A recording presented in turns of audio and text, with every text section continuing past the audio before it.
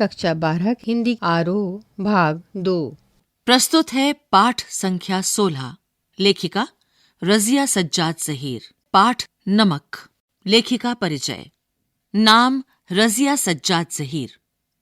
जन्म 15 फरवरी सन 1917, अजमेर, राजस्थान। प्रमुख रचनाएं जर्द गुलाब, उर्दू कहानी संग्रह। सम्मान सोवियत भूमि नेहरू पुरस्कार, उर्दू अकादमी, उत्तर प्रदेश, अखिल भारतीय लेखिका संघ अवार्ड। निधन 18 दिसंबर सन 1979। हमारे दृढ़ संकल्प ही हमारी ताकत हैं। हमारा लिखना ही हमें जिंदा रखता है। रजिया सज्जाद ज़हीर मूलतः उर्दू की कहानी लेखिका हैं। उन्होंने बीए तक की शिक्षा घर पर रहकर ही प्राप्त की। विवाह के बाद उन्होंने इलाहाबाद से उर्दू में एमए की परीक्षा उत्तीर्ण की। सन 1947 में वे अजमेर से लखनऊ आईं और वहां करामत हुसैन गर्ल्स कॉलेज में पढ़ाने लगीं। सन 1965 में उनकी नियुक्ति सोवियत सूचना। आधुनिक उर्दू कथा साहित्य में उनका महत्वपूर्ण स्थान है। उन्होंने कहानी और उपन्यास दोनों लिखे हैं। उर्दू में बाल साहित्य की रचना भी की है। मौलिक सर्जन के साथ साथ उन्होंने कई अन्य भाषाओं से उर्दू में कुछ पुस्तकों के अनुवाद भी किए हैं। रजिया जी की भाषा सहज, सरल और मुहावरेदार है।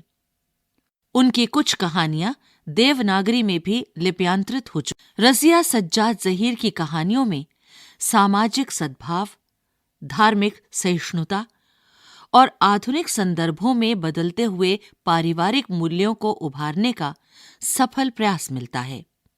सामाजिक यथार्थ और मानवीय गुणों का सहज सामंजस्य उनकी कहानियों की विशेषता है।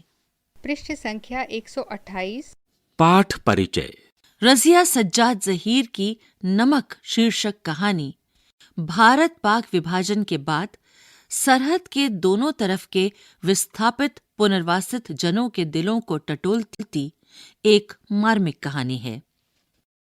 दिलों को टटोलने की इस कोशिश में अपने पराये, देश परदेश की कई प्रचलित धारणाओं पर सवाल खड़े किए गए हैं।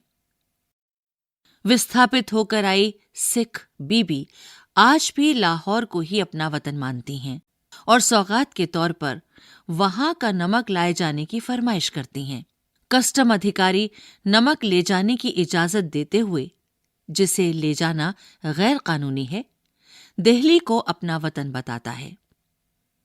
इसी तरह भारतीय कस्टम अधिकारी सुनील दास गुप्ता का कहना है, मेरा वतन ढाका है।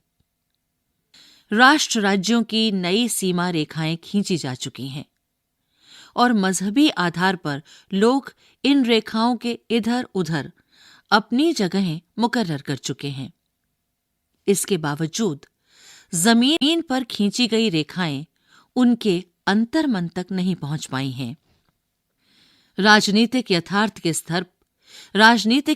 के स्तर पर उनके वतन की पहचान बदल चुकी है, किंतु यह उनका हार्दिक यथार्थ नहीं बन। एक अनचाही, अप्रीतिकर बाहरी बाध्यता ने उन्हें अपने अपने जन्मस्थानों से विस्थापित तो कर दिया है, पर वह उनके दिलों पर कब्जा नहीं कर पाई है।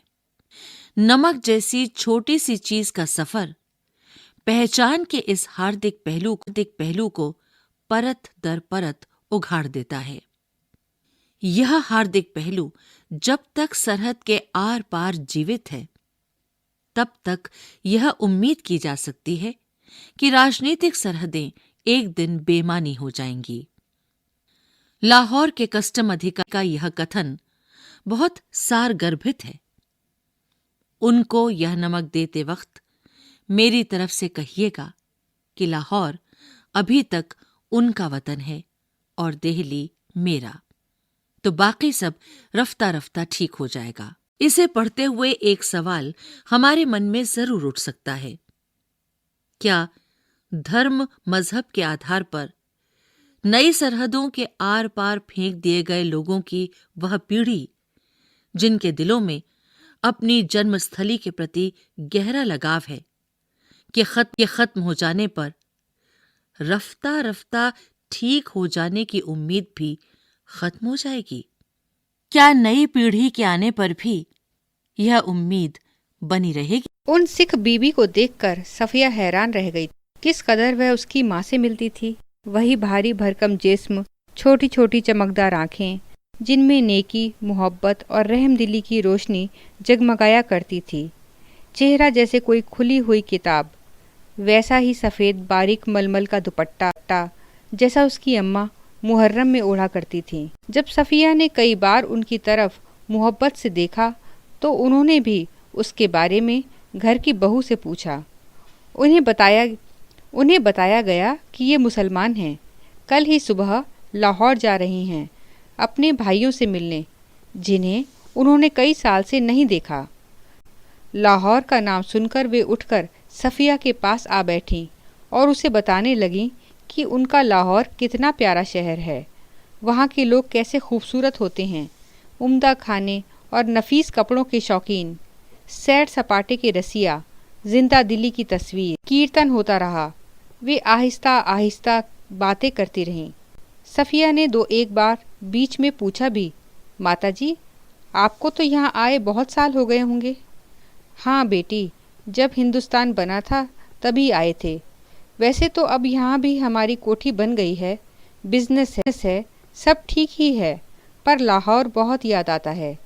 हमारा वतन तो लाहौर ही है। फिर पलकों से कुछ सितारे टूटकर दूधिया आंचल में समा जाते हैं। बात आगे चल पड़ती, मगर घूम घूम कर फिर उसी जगह पर आ जाती, साडा लाहौर। कीर्तन कोई 11 बजे ख़त्म हुआ। जब वे प्रसाद हाथ में लिए उठने लगीं और साफिया के सलाम के जवाब में दुआएं देती हुई रुखसत होने लगीं, तब सफ़िया ने धीमे से पूछा, आप लाहौर से कोई सौगात मंगाना चाहें तो मुझे हुक्म दीजिए।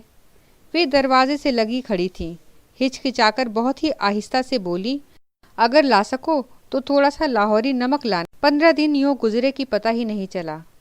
जिम खाना की शामें, दोस्तों की मोहब्बत, भाइयों की खातिरदारियाँ, उनका बस ना चलता था कि बिछड़ी हुई परदेसी बहन के लिए क्या कुछ न कर दें।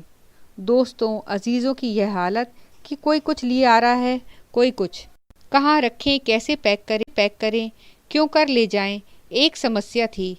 सबसे बड़ी समस्या थी बादामी कागज़ की एक पुड़िया की, जिसमें कोई सेर भर लाहौरी नमक था। सफ़िया का भाई एक बहुत बड़ा पुलिस अफसर था। उसने सोचा कि वह ठीक राय दे सकेगा। चुपके से पूछने लगी, क्यों भैया, नमक ले जा सकते? वह हैरान होकर बोला, नमक तो नहीं ले जा सकते, गैर कानूनी है।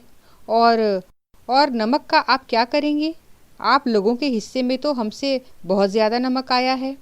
वह झुंझला गई। मैं हिस्से बकरे की बात नहीं कर रही हूँ, आया होगा, मुझे तो लाहौर का नमक चाहिए, मेरी माँ ने यही मंगवाया है। भाई की समझ में कुछ नहीं आया। माँ का क्यों जिक्र था? वे तो बंटवारे से पहले ही मर चुकी थीं। ज़रा नरमी से समझाने के अंदाज में बोला, देखिए बाजी, आपको कस्टम से गुजरना है, और अगर एक भी चीज़ ऐसी वैसी निकल आई तो आपके सामान की चिंदी चिंदी बिखेर देंगे कस्टम वाले। कानून जो